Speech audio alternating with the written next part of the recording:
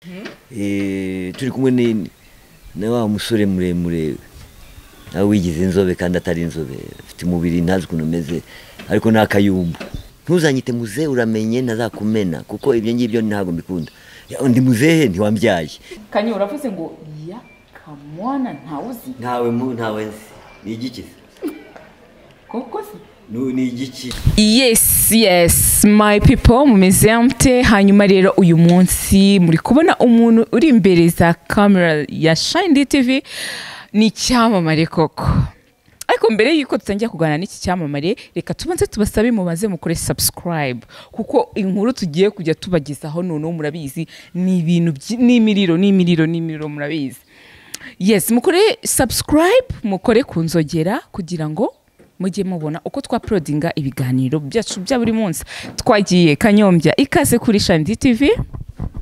Murakoze cyane, no kuvuga ngo ubwo turi kumwe na Shine TV, nuvuga ngo ari iterambere, no kuvuga ko hano kurenze ngeze rero mumaze kuntumira, usibye ko nuvuga ngo mufite imiriro ntimuntwike, dore ko ejo bundi inzoka yarakuriye ndabizi imaze kukushona, none uravuga ngo nari nagiye muri ghetto ngo ngiye kurya abana. Ngawe kwera umuntu yakurya warariwe n'inzoka, inzoka nizakunyishyuze. This one ni ibintu trekonoke bisekeje cyane. Murakoze cyane rero, urabona turi kumwe na Diana. Shine TV ni channel ishaka kugira ngo izamure abanyarwanda, izamure cyane urubyiruko, hanyuma akabasaba kugira ngo bakore iki, bakore subscribe. Nimumukora subscribe murakuba mukoze cyane, ahubwo nimukora subscribe mukore na sharing, mwohereze kuri bagenzi banyu kugira ngo nibuze bakurikirane ikiganiro cya Shine TV. Ngo bakore iki? Ba sharing, bohereze hirya no hino na link. Bakore kunzogera, nibakora kunzogera none ntibagire gutya, ahubwo bagire gutya. Yes. Ubundi cyo ngukundira bundi Kanyo, uri umuntu wanje bundi urabizi. Uzanye nkunda buhoro kubera ko mfite undi wankunze utankorera cyano. Owe beje vuga je bishaka gutuma ngira icyo bita attirance. Mu cyongereza attraction. Urabizi cyane ureba nk'abakobwa ubu ngubu ureba ukuntu myambarire, usibye kwambaye ipantaro koko ni byiza. Uyu akaba yambaye neza nawe ashobora kura attirance. Ugasanga yambaye akageza hano ahangaha. Ugasanga rero abasore nkatwe none ngende muzehe. Ntuzanyite muzehe uramenye nazakumena kuko ibyo ngibyo ntago mbikunda. Ndi muzehe ntiwambyaye. Ndi muzehe ntabwo ari watumye mera imvi nkizi. Kumera imvi siko gusaza. Ahubwo wajya kwita umuntu muzehe ni kuvuga ngo nta bwenge afite.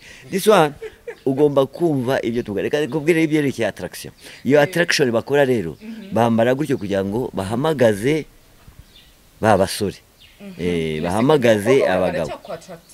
None ntabwo ndi muzima senge ndi gipfu. Ariko rero kuko mfite wankunze ntabwo ari ngombwa kunyambarira gutyo kuko wabuneye iseseme kuko nta attraction nagira kuko nararangije. C'est tout terminé. Akurambeshye ibintu by'inzoka abantu badukurikiye Kanyombya yabeshyaga. Nasabaga kugira ngo iyo nzoka itazakunyishyuza uvuga ngo naraye muri ghetto ngo nkurura abana ngo ndya abana ngo abantu bari muri ghetto barya abana nge sindya abana. Wakurya wowe inzoka yakurika kunyishyuza byagenda bite? Kwa jina la Yesu. Nanjye ndavuze ni Satani yarakuriye, iriya Satani yakureye. Kukubeshyera sawa. Ubwo ndi kubeshya ni sawa. Uko mubyumva ni ukuri koko ndabivuze kwa jina la Mungu. Ni nka mu Imana. Kandi ndabivuze ari gushaka kwiyerutsa ariko yaramuriye. Kubera kugenda urangara gusa. Ugenda n'indangara namuraga. Ugomba kugenda ureba hasi. Nk'aba bandi hari abantu batareba hejuru. Kuziya nguzamuvuga ngo arebe hejuru. Atapana. N'uyu umwana twaza yarabizi. Ni bene wabo. Ariko ndakubwiye wabo wa mwana wazanye hano kurenze. Yitwa Vedasti. Yitwa Vedasti ni motari wanjye yitwa Vedasti.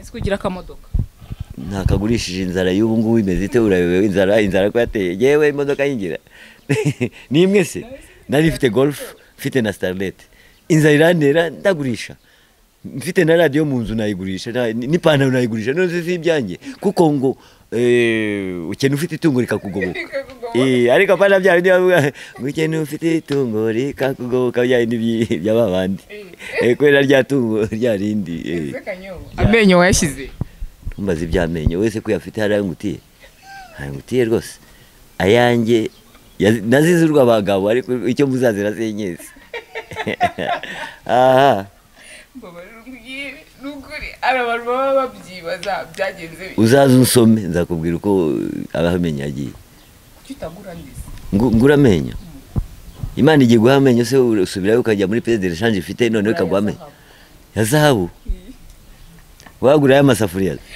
ariko sha abantu baraze ukaguguze se aluminium y'amasafuriya nawe bagagu ariko numva ngo hari ahantu bakora amenyo ya aluminium usibye ko nakeneye amenyo sinkeneye gukora amenyo y'iki mama shenge uzazi intangi ngo sindya inyama ndazirya cyane cyane hari inyama ndya ntabwo ndya inyama zose nkunda inyama y'inkoko ya dendo imbata sibye ko abayisilamu nibo banyumva noneho baranyica kwa jina la Mungu Muhammad bo ntabwo barya imbata ngo ni haramu n'ingurube ibintu nk'ibyo ariko rero akabenzi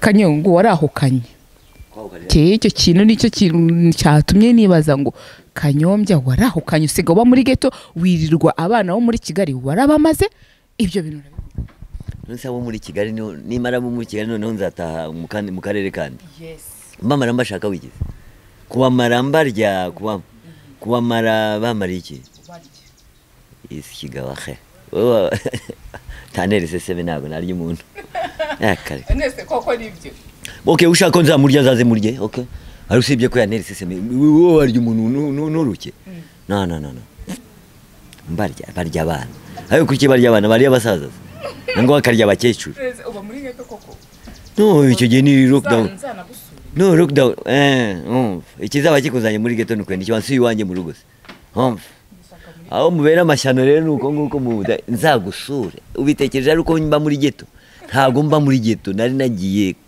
gutembera none lockdown ihansanze ndi amafaranga ya ghetto njya kumboneraho kujya kwandika ibintu byanjye ko nari nihutiye mu rugo kujya kwandika script yanjye mbonye rero bimfatiye aho okay ndi deposa none se ngende none nijoro muri lockdown bamfate none se nshimye ko ntabwo mbibigisha da nigisha abantu mwambare agapfukamunwa neza mukarabe isabune neza mushyire mu intambwe intera metero imwe noneho ngende bamfate ari ngiye wigisha none mbe nyirabayazana urumva nahanwa bingana bite bashaka kumpa igihano gikomeye ni wowe ubwira abantu ngo ntibasambane ni wowe usambana bagufunge ahubwo wowe naguha double naguhana double none barabwira abantu rero bari ubu ngubu nyine yagiye muri ntimurya amasamaki yabuze uri kubyigisha wowe ukarya yabuze nibagufunge ahubwo n'ibitaro ntibabiguhe bakujyana mu bitaro byande wari ibisamaki byabuze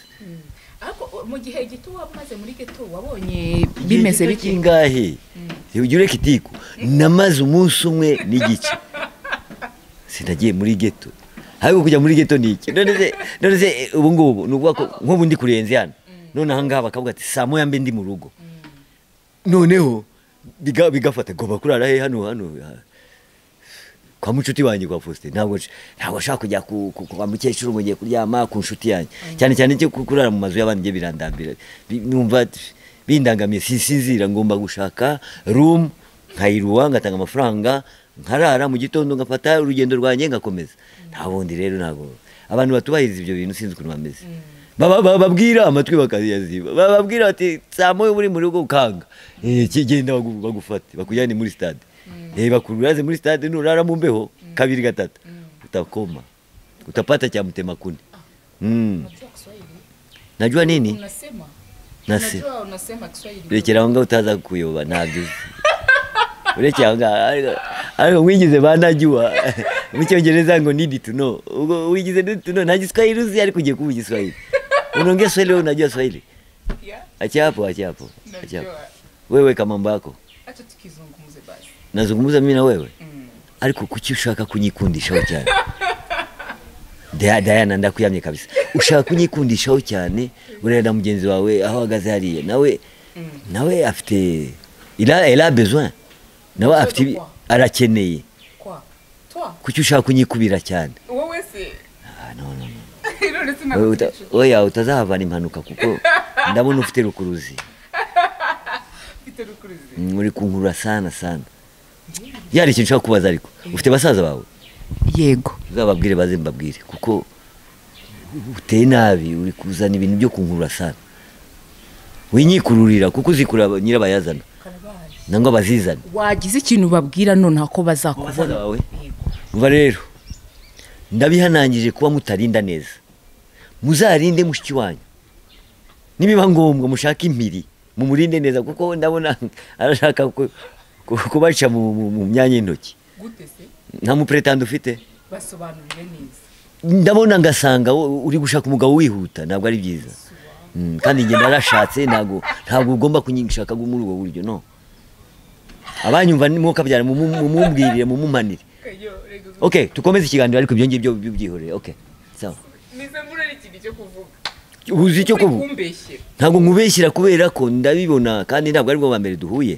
hari ahandi twahuriye turi kumwe na wa musore muremure nawe wigize inzobe kandi atari inzobe afite umubiri ntazi ukuntu umeze ariko n'akayumbu uzi ko twaganiriye ariko uravuze ngo ari urakaza uranaririmba none Edmani niyumva ibintu umuvuzeho inde Edmani uriya nishi yanjye nta kibazo niyumva ibintu umuvuze nawe reka mugarukeho Edmani ni nk'abantu wagira ngo ni nk'abantu mwahuriye mu ishyamba muri forêt équatoriale kuko hari abantu baba muri forêt équatoriale bambara utuntu turubindo ntabwo bambara imyenda bambara imbindo ugasanga igituza ni gutyo n'abagore babo baba mu ishyamba ni ishyamba uvuye mbese tekera kuva ku Gisenyi kugera nko mu ishyamba rya forêt équatoriale ni ibirometero nk'igihumbi ugasanga abantu bigize nk'utuntu two mu ishyamba na Edmani ni kwameze ubu yankwepeye iki ntabwo ajya amamagara wagira ngo ndurwagwa